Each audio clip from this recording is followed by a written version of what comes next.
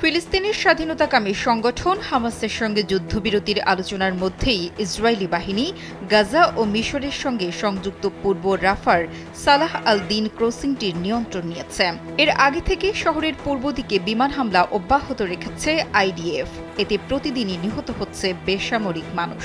এতে ইসরায়েলকে কঠোর হুঁশিয়ারি দিয়েছেন রাশিয়ার প্রেসিডেন্ট ভ্লাদিমির পুতিন। এ খবর জানিয়েছে রাশিয়ার রাষ্ট্রীয় বার্তা সংস্থা রিয়া নভস্তি।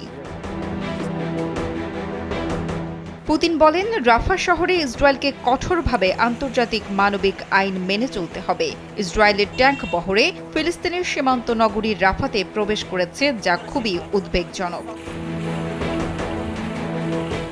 পুতিনের বার্তা গোটা বিশ্বের কাছে পৌঁছে দিতে রুশ পররাষ্ট্র মন্ত্রণালয়ের মুখপাত্র মারিয়া জাখারোভা এক সংবাদ সম্মেলন করেছেন। সেখানে তিনি বলেন, রাশিয়া এই অনুপ্রবেশকে আগ্রাসন এবং 10 লাখেরও বেশি নাগরিকের এলাকায় একটি অস্থিতিশীলতার কারণ হিসেবে দেখছে। তিনি বলেন, প্রেসিডেন্ট পুতিন ইসরায়েলকে আন্তর্জাতিক মানবিক আইনের বিভিন্ন ধারা কঠোরভাবে মেনে চলার আহ্বান জানিয়েছেন। পুতিন জোর দিয়ে বলেছেন, রাফা শহরে মানবিক পরিস্থিতি তৈরি হবার মতো যে কোনো হুমকিকে আগ্রাসন হিসেবে বিবেচনা করবে মস্কো। এদিকে গত কয়েকদিন ধরে মিশর ও কাতারের মধ্যস্থতায় চলা যুদ্ধবিরতির প্রস্তাবে রাজি হয়েছে ফিলিস্তিনের স্বাধীনতাকামী সংগঠন হামাস। কিন্তু শর্ত পূরণ না হওয়ায় এ প্রস্তাব প্রত্যাখ্যান করেছে ইসরায়েল। একই সঙ্গে তারা রাফা অঞ্চলে অভিযান অব্যাহত রাখারও ঘোষণা দিয়েছে।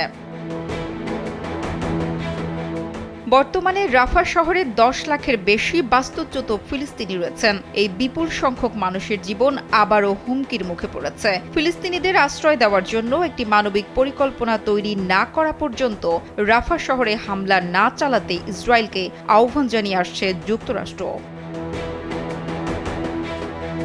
এদিকে ফিলিস্তিনের ইসলামী প্রতিরোধ আন্দোলন হামাস বলেছে, ইসরায়েল ঘনবসতিপূর্ণ রাফা শহরে অভিযান চালালে পুরো মধ্যপ্রাচ্যকে ভয়াবহ বিপর্যয়ের মুখে পড়বে। ইসরায়েলের এই অভিযানে অবরুদ্ধ গাজা উপত্যকায়ও মানবিক বিপর্যয় সৃষ্টি হবে। মঙ্গলবার এক বিবৃতিতে হামাস এসব কথা বলেছে। বিবৃতিতে আরও বলা হয়েছে, চলমান যুদ্ধবিরতি চুক্তির প্রক্রিয়াকে নস্যাৎ করার লক্ষ্যে ইসরায়েল রাফা ক্রসিংয়ে অভিযান চালানোর পরিকল্পনা করছে। নুসরাত জাহান কলি, কালবেলা ডেস্ক।